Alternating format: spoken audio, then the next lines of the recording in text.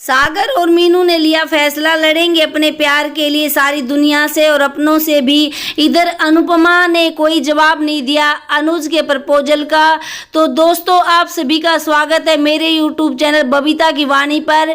Daily का episode देखने के लिए चैनल को सब्सक्राइब कीजिए, वीडियो को लाइक और शेयर कीजिए। दोस्तों, ट्विस्ट एंड टर्न्स की भरमार से भरपूर आज की कहानी देखिए मेरे साथ मेरी जुबानी। आध्या अनुज को कहती है कि पॉप्स मनाइए ना मम्मी को, और पॉप्स प्लीज़ मनाओ मम्मी को। और अनुज जो है वो कोशिश करता है अनुपमा को मनाने की, अनुपमा से बातें करता है कि अनुपमा मैंने जो कहा वो मैं करूँगा, अब की बार तुम्हें तकलीफ़ नहीं दूंगा, इस तरह से बातें करता है अनुज। लेकिन अनुपमा जो है वो सोचती हुई खड़ी रहती है, कुछ भी नहीं बोलती है।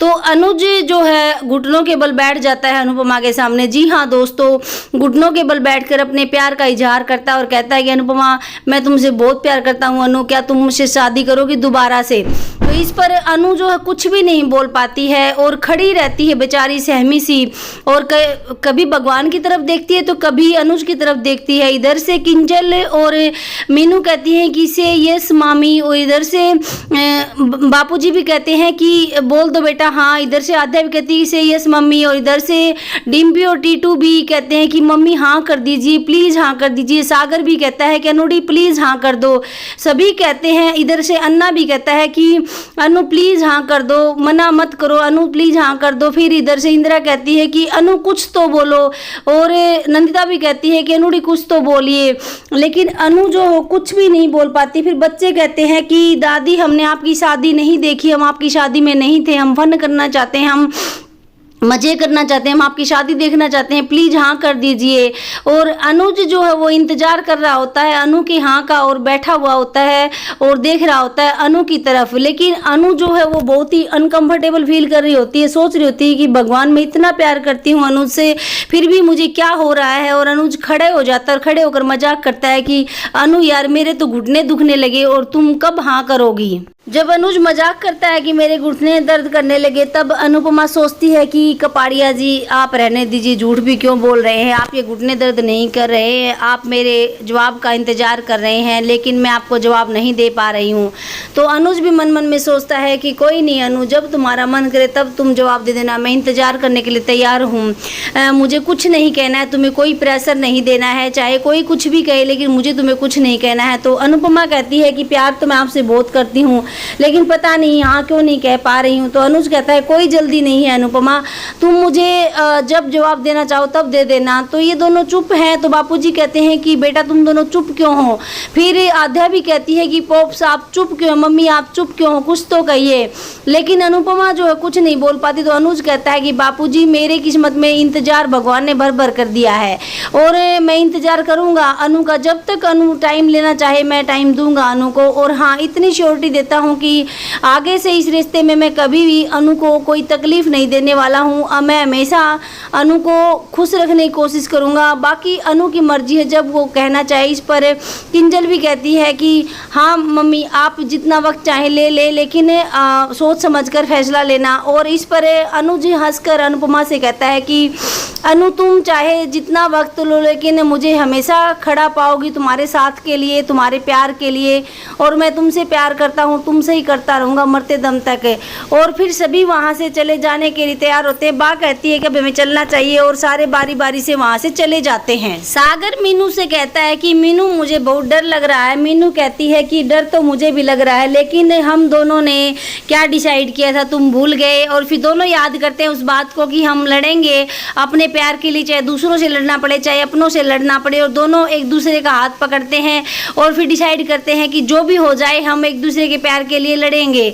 और इधर अनुपमा कहती है अनुज से कि आती हूँ। तो अनुज कहता है कि जाओ और जितना चाहे वक्त लेना चाहो तुम उतना वक्त ले सकती हो, कोई भी जल्दी नहीं है, मैं तुम्हारा इंतजार कर रहा हूँ और जहाँ होगी मुझे खड़ा पाओगी, इसलिए तुम्हें चिंता करने की कोई जरूरत नहीं, तुम चाहे जितना वक्त ले लो। इधर डोली ने ऐसा हाउस में सारे परिवार को इकट्ठा बिठा रखा है और पूछ रही है कि मैं तो यहाँ पर नहीं थी, भाई तो गबन करके भाग गया, लेकिन क्या करके गया है प्रॉपर्टी का, मेरा हिस्सा कहाँ है? मैं तो यहाँ पर नहीं थी, लेकिन बापूजी, किंजल भाभी, आप लोग तो यहाँ पर थे, लेकिन आप लोगों ने भी मेरा हिस्सा नहीं मांगा भाई से, और मैं अपना हिस्सा लेकर रहूँगी। सबको पेंट हाउस मिल रहे हैं तो मुझे क्यों नहीं? इस पर बापूजी कहते हैं कि लेकिन तू तो हिस्सा नहीं चाहती थी।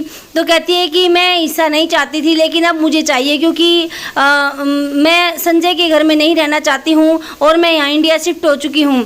तो इस पर बा कहती है कि क्या तू संजय जी से बिगाड़ कर आई है? तो कहती है कि माँ उस मुद्दे को छोड़िए, आप दूसरे मुद्दे पर बात कीजिए। बात ये है कि अगर सबको पेंट हाउस मिल रहा है तो मेरा पेंट हाउस क्यों नहीं? मैं भी तो पेंट हाउस लेना चाहती हूँ। इस पर दोसू कहता है कि फुई, क्या पता पापा को पता ही ना हो। तो कहते कि तू चुप रहे, तुझे सब कुछ पता है, लेकिन तू जानबूझकर नाटक मत कर। मुझे सब मालूम है तू क्या चाहता है और क्या नहीं चाहता। तुम लोग मेरा हिस्सा हड़पना चाहते हो। तो उसको कहता है कि ऐसा कुछ नहीं, आपका हिस्सा कोई हड़पना नहीं चाहता। कहती है अच्छा, तू इतना शरीफ कब से हो गया कि तू मेरा हिस्सा नहीं हड़पना चाहता? तो इस तरह से डिम्पी को भी चिंता होती है कि अगर डोली फुई अपना हिस्सा लेंगी तो मेरे हिस्से का क्या होगा। लेकिन मीनू कहती कि माँ आप ऐसे तो नहीं थी, आपको तो हिस्सा नहीं चाहिए था। बापूजी कहते कि देखो भाई, मुझे इस मकान के बारे में कुछ भी नहीं पता, मैंने तो वनराज से पहले ही कह दिया था कि तू कुछ भी कर, मुझे कुछ लेना देना नहीं है और मैं इसके बारे में कुछ नहीं जानता। इधर अनु पूजा कर रही है बप्पा की और बप्पा से प्रार्थना कर रही है कि बप्पा मैं क्या करूँ, मैं क्या जवाब दूँ। मैं बहुत प्यार करती हूँ अनुज से और अनुज के बिना मैं रह भी नहीं सकती, और अब तो मेरी बेटी को भी कोई दिक्कत नहीं है, लेकिन बप्पा पता नहीं क्या अटका हुआ है, मैं हाँ क्यों नहीं कह पा रही। तो बप्पा आप ही मुझे कोई रास्ता दिखाएं, मैं क्या करूं। और बप्पा की पूजा करने लग जाती है। इधर सा हाउस में डोली बिखरी पड़ी है और कहती है मुझे संजय घर में नहीं रहना, मैं इंडिया में सेटल हो चुकी हूँ और मुझे अपना हिस्सा चाहिए। मैं बिल्डर से आज ही बात करके अपना पेंट हाउस बुक करती हूँ। तो इस पर बा कोशिश करती है पूछने, कहती है कि अरे तूने क्यों बिगाड़ ली संजय जी के साथ? तो कहती है कि मुझे इस बारे में कुछ बात नहीं करनी, और वहाँ से चली जाती है। तो फिर बा मीनू को बुलाती है, मीनू इधर आ। तो मीनू आती है और फिर कहती है कि क्या बात है, तेरे मम्मी पापा के बीच में बनती नहीं है क्या? मीनू कहती है कि क्या बताऊं बा, मुझे तो कुछ समझ में ही नहीं आता। दोनों की लड़ाइयों से परेशान होकर तो मैं रशिया पढ़ने के लिए चली गई और फिर मैं वहाँ यूएस ना जाकर यहाँ पर आ गई, लेकिन मम्मी और पापा का झगड़ा खत्म नहीं हुआ। तो देखते हैं दोस्तों आगे क्या होता है। इधर अनुपमा बचा हुआ सामान, पूजा का फूल वगैरह उठाती है तो अनुपमा को फूलों में मिलता है लॉकेट। जी हाँ दोस्तों, वही लॉकेट जो आध्या ने दिया था अनुज और अनुपमा को कि आप राधा कृष्ण की तरह एक हो जाइए। और फिर अनुपमा सोचती है वो लॉकेट लेकर वही बात जो कि आध्या ने कही थी कि मम्मी आप लोग सगाई कर लीजिए आज और फिर मान की शादी पक्की कर दीजिए। और अनुज ने कैसे अपनी बेटी की कसम खाई थी कि वो कभी तकलीफ नहीं देगा उसको। और ये सब बातें सोचकर अनुपमा जो है परेशान होने लग जाती है और सोचती है कि अनुज को भी जल्दी से जल्दी जवाब देना है, लेकिन मैं क्या जवाब दूं भगवान, मुझे रास्ता दिखाओ। और राधा कृष्ण के लॉकेट को देखने लग जाती है। इधर जो है आध्या अनुज से कहती है कि पॉप्स क्या होगा, क्या मम्मी मान जाएगी? तो कहता है कि बच्ची नहीं पता। तो कहती है पापा मुझे डर लग रहा है। तो अनुज कहता है कि मुझे भी डर लग रहा है कि अब क्या होगा, अनुपमा का डिसीजन क्या होगा। तो फिर आध्या कहती है कि अगर उन्होंने ना बोल दिया, तो फिर कहता है कि ना बोल दिया तो क्या हुआ, जिंदगी भर अनुपमा से ही प्यार किया, उसे से ही करता रहूँगा और उसका साथ नहीं छोड़ूंगा। तो आध्या कहती है कि पॉप्स मुझे बहुत चिंता हो रही है, अब क्या होगा। तो फिर इस पर अनुज कहता है कि बच्ची आप चिंता ना करें, जो भी होगा अच्छा ही होगा। अनुपमा कभी गलत डिसीजन नहीं ले सकती, वो जो डिसीजन लेगी वो सही ही लेगी।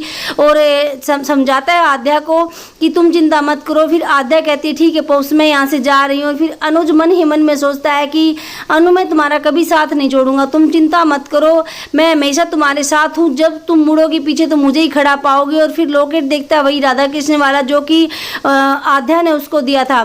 ये लॉकेट ढूंढते ढूंढते अनुपमा को दिखते हैं अपने घुंघरू और फिर सोचती है कि पहले तो इन घुंघरुओं से डांस करके मैं अपना स्ट्रेस दूर कर लेती थी। और फिर याद करती है कि कैसे अनुपमा ने अमेरिका में डांस किया था, कैसे अनुपमा मतलब खुलकर हंसकर डांस करती थी। और अनुपमा जो है वो अपना डांस अब नहीं कर पा रही क्योंकि उसके पैर में दर्द। और फिर कहती है कि अब तो वो स्ट्रेस भी दूर नहीं कर सकती क्योंकि अब मुझसे चला ही नहीं जा रहा और रोने लग जाती है। तो उसू कहता है कहीं सागर और और मीनू की किस्ती में छेद करने के चक्कर में हमारी लंका न लग जाए। और ये पाखी ने गलती तो नहीं कर ली कहीं पर, फुई को यहाँ पर बुलाकर और पीछे से आती है किंजल और दिखाती है चॉकलेट, कहती है चॉकलेट खाओ और तनाव को दूर कर लो। तोसू कहता है किंजल ये तुम क्या कर रही हो? कहती है कि हाँ अच्छा ही तो कर रही हूँ, तुम्हें चॉकलेट दे रही हूँ जिसके खाने से तनाव दूर होता है। इधर बा और बापूजी रो रहे हैं। बा कहती है कि कितने दुख कितनी तकलीफ देखी हमने, बच्चों को पाला, गरीबी देखी, इनकी बीमारियां देखी, फिर पोता पोतियों का दुख देखा, समर हमें छोड़कर चला गया और फिर बेटा भाग गया। फिर बापूजी कहते हैं कि बेटा गायब हो गया और ये नहीं पता वो क्या करके गायब हुआ है।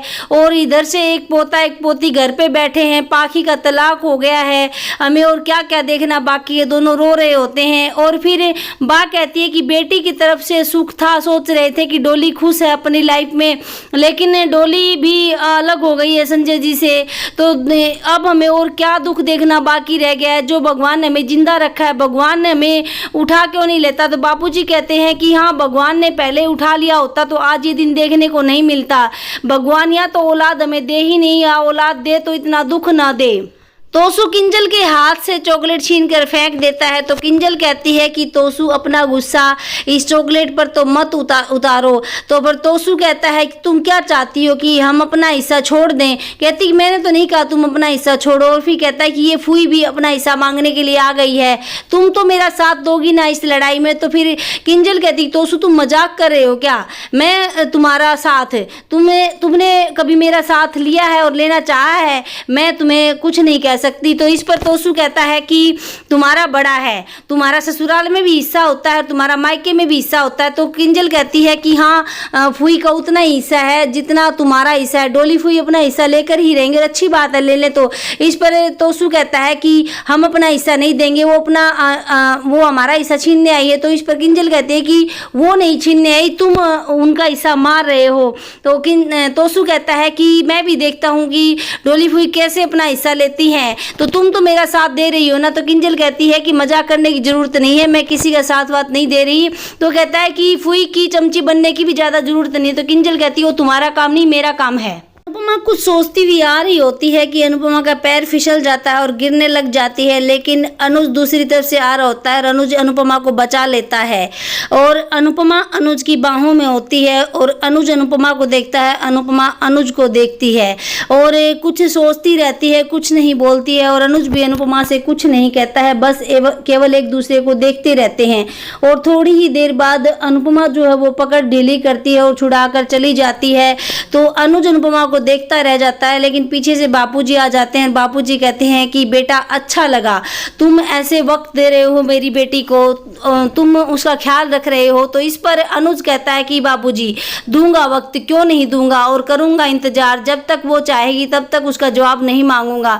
इस पर बापूजी कहते हैं कि बहुत अच्छा लगा बेटा ये सुनकर तेरे मुंह से, क्योंकि मेरी बेटी ने जो है आज तक जितने भी रिश्ते निभाए हैं, बेटी का तो, पत्नी का तो, बहू का तो, माँ का तो, फिर दादी का तो, या फिर भाभी का तो, भी जो भी रिश्ते निभाए हैं वो रिश्ते दिल से निभाए हैं और बिना किसी स्वार्थ के निभाए हैं। उसने कभी किसी रिश्ते से कोई उम्मीद नहीं रखी, लेकिन किसी भी रिश्ते ने उसे वो प्यार नहीं दिया जो प्यार वो डिजर्व करती थी। किसी रिश्ते ने उसकी मान सम्मान नहीं रखी, उसके प्यार की, उसकी भावनाओं की। लेकिन मैं ये देख रहा हूँ कि तुम उसके प्यार की, उसकी भावनाओं की कदर कर रहे हो, ये मुझे बहुत अच्छा लग रहा है। अनुज कहता है कि क्यों नहीं करूँगा बापूजी, मैंने भी कहीं ना कहीं अनु को कहीं ना कहीं परेशान किया है, अनु को कहीं ना कहीं हर्ट किया है, लेकिन मैं आगे नहीं करना चाहता। तो इस पर बापूजी कहते हैं कि कोई नहीं बेटा, तुम जब तक इंतजार करो कर लो, क्योंकि अनु जो है वो इस रिश्ते में आना तो चाहती है, वो तुमसे बहुत प्यार करती है, लेकिन वो तसल्ली करना चाहती है कि कहीं ये खुशियाँ भी मेरी 2 पल की तो नहीं है। जब उससे लगेगा कि ये खुशियाँ मेरी परमानेंट मेरी लाइफ में आ गई हैं तो वो तुम्हारे जीवन में वापस जरूर आएगी, ये वादा है मेरा तुमसे। तो अनुज कहता है कि बापूजी जब तक अनुपमा चाहे जितना भी वक्त ले, मैं अनु को वक्त देने के लिए तैयार हूँ और अनु का इंतजार जीवन भर करने के लिए तैयार हूँ, क्योंकि मेरे जीवन में सिर्फ अनु ही है, बाकी और कोई नहीं है। और मैं तो आपसे वहाँ भी कह रहा था कि मेरे इंतजार भगवान ने भर भर के दिया है, इसी में इंतजार करने को तैयार हूँ बाबूजी। और बाबूजी कहते हैं कि अच्छा लगा बेटा, तुम मेरी बेटी की इतनी केयर करते हो, इतना प्यार करते हो मेरी बेटी से, और जो होगा वो अच्छा ही होगा, तुम देखते जाना। अनु बिल्कुल हाँ कर देगी और गले लगा लेता है अनुज को। मीनू बाहर जा रही होती है और पीछे से डोली कहती, मीनू कहाँ जा रही हो? मीनू कहती है कि आशा भवन जा रही हूँ। कहती है कि आशा भवन नहीं जाओगी, ना ही वहाँ के लोगों से बात करोगी। तो इस पर मीनू कहती है कि मैं तो जाऊँगी, क्योंकि गणपति विसर्जन तक हम जा सकते हैं, बाद में पता नहीं तोसु भाई का कब दिमाग फिरे और क्या कह दे, अभी तो पूजा के नाम पर भेज रहे हैं। तो इस पर डोली कहती है कि सही कहा था पाखी ने, तुम्हारे तो पर निकल आए हैं, तुम तो किसी की बात भी नहीं मानती हो। और इस पर मीनू कहती है कि अच्छा, आपको पाखी की बात तो अच्छी लगती है, पाखी ने जो सिखाया वो आपने सीख लिया। तो इस पर डोली कहती कि ज़्यादा जुबान मत चलाओ और अंदर चलो, मैं तुम्हें वहाँ नहीं जाने दूंगी। तो मीनू कहती है कि मैं क्या, आप भी जाओगी? और मीनू अपनी माँ को कहती है कि चलो आशा भवन चलते हैं, लेकिन डोली मना कर देती, कहती है मुझे वहाँ नहीं जाना तो तुम्हें भी नहीं जाना है। लेकिन मीनू अपनी माँ को कहती है कि मैं क्या, आप जाओगी और ज़रूर जाओगी। और मीनू अपनी माँ को खींच कर आशा भवन ले जाती है और पूरी तरह से खींच लेती है। वहाँ डोली छुड़ाने की कोशिश करती है, लेकिन मीनू खींचती है और कहती है कि चलिए आशा भवन आप भी जा रही हो, और ले जाती है आशा भवन मीनू डोली को खींचकर। आशा भवन में आद्या गेम करवा रही है, सभी के नाम की चिट बाउल में डाली है और कहती है कि 2 चिट निकालने पर जिसका नाम आएगा उन 2 लोगों को एक साथ परफॉर्मेंस करना पड़ेगा, चाहे शायरी हो कुछ भी हो। और इधर अनुज और अनुपमा एक दूसरे की तरफ देखकर उदास हो रहे होते हैं। तभी बाला सोचता है कि ये दोनों उदास हैं तो कुछ कहा जाए, और कहता है कि अगर लाइफ में परेशानियां हैं तो उन परेशानियों को थोड़ी देर भूलकर एंजॉय किया जा सकता है। तो इस पर फिर अंश कहता है कि चिट मैं, ईशानी और माही निकालेंगे। तो फिर आद्या कहती है बिल्कुल ठीक, तुम दोनों ही निकालोगे। और चिट निकालने के लिए बाउल रखा जाता है एक तरफ, और बाबूजी सोच रहे होते हैं कुछ, इधर सारे सोच रहे होते हैं। फिर से अन्ना कहता है कि हम सब इंजॉय कर सकते हैं, और सारे इंजॉय करने लग जाते हैं। तो फिर चिट निकलती है बापूजी के नाम की और बा के नाम की। तो फिर इस पर आद्या कहती है कि पहली पर्ची है बा और बापूजी के नाम पर। तो बा कहती है कि तू चीटिंग कर रही है, सबसे पहले हमारा नाम कैसे आया? तो कहती है कि बा इसमें क्या चीटिंग, ये तो मैंने नहीं निकाली, ये तो अंश, ईशानी, माही ने निकाली है। तो फिर बापूजी कहता है कि ठीक है, मुझे कुछ और तो करना नहीं आता, लेकिन मैं कोई शायरी या फिल्मी डायलॉग बोल सकता हूँ। तो सारे कहते हैं ठीक है, बोलिए आप जो बोलना चाहते हैं। बापूजी बा के लिए शायरी बोलते हैं कि प्रेम नगर की हीरोइन वो है जामनगर की हीरोइन, और सुबह देर से उठी इसलिए वो है मेरी आराम नगर की हीरोइन। और इस पर बा नाराज हो जाती है। तो बापूजी कहते हैं अरे आगे भी तो सुनो। बा नाराज होकर कहती है कि मैं देर से नहीं उठती, मैं 6 बजे उठ जाती हूँ। तो फिर बापूजी कहते हैं अरे आगे पूरी बात तो सुन। कहता है कि तेरी मेरी प्रेम कहानी राधा कृष्ण जैसी है, मैं कृष्ण नगर का हीरो और तू घनश्याम नगर की मेरी हीरोइन है। और इस पर बा शर्मा जाती है और हंसने लगती है, और सारे ही हंसने लग जाते हैं बाबूजी की शायरी पर, बा के शर्माने पर। लेकिन अनुज और अनुपमा एक दूसरे की तरफ देखते रहते हैं। आद्या फिर से कहती है कि अब अंश की बारी है, और अंश और ईशानी पर्ची निकालते हैं और फिर नाम पढ़ती है। तो कहती है तपिस भैया और नंदिता दीदी। और इस पर डिम्पी जो जल बुन के राख हो जाती है। बापूजी डिम्पी को देखकर कहते हैं कि खेल को खेल की तरह लेना चाहिए। और फिर तपिस कहता है कि मुझे अंश, अनुज जी और बापूजी की तरह से शायरी करना नहीं आता, लेकिन सीधे सीधे शब्दों में मैं इस रिश्ते के बारे में कुछ कहना चाहता हूँ। तपिस कहता है कि असली दोस्त वह होता है जो आंसुओं के पीछे छुपे हुए गम को भी पहचान लेता है, वो साथी नहीं सारथी होता है, सही गाइड करता है, गलत रास्ते पर जाने से बचाता है। और जो इस रिश्ते को भी गलत नजर से देखते हैं वो बहुत ही बदनसीब होते हैं। और इस पर डिम्पी जो है मुंह बना लेती है। और फिर नंदिता से कहता है कि क्या तुम मेरी दोस्त बनोगी? और नंदिता कहती है कि ठीक है दोस्त, और दोनों दोस्त बन जाते हैं। दोस्तों आज की कहानी की समाप्ति तो यहीं पर हो जाती है, और नेक्स्ट एपिसोड में आपको देखने को मिलेगा अनुज और अनुपमा का प्यार भरा प्यारा सा रोमांटिक डांस, वो भी आद्या की वजह से, क्योंकि पर्ची निकली थी अनु और बाला के नाम की, लेकिन उसने बदल दिया और बाला की जगह नाम बोल दिया अपने पापा का। तो दोस्तों दोनों ही तैयार हो जाते हैं डांस करने के लिए। और इधर क्या करेगी डोली और क्या करेंगे मीनू और सागर, क्या अनुपमा हाँ कर देगी इस डांस में अनुज को अपनी शादी के लिए? तो दोस्तों इन सब सवालों के जवाब मिलेंगे हमें अगले एपिसोड में। तो दोस्तों डेली की कहानी देखने के लिए चैनल पर बने रहिए, चैनल को सब्सक्राइब कीजिए, वीडियो को लाइक और शेयर कीजिए। दोस्तों स्वस्थ रहिए, मस्त रहिए, बबीता सिंघल के साथ देखते रहिए अनुपमा की कहानी। तो दोस्तों मिलते हैं नेक्स्ट वीडियो में, तब तक के लिए बाय बाय।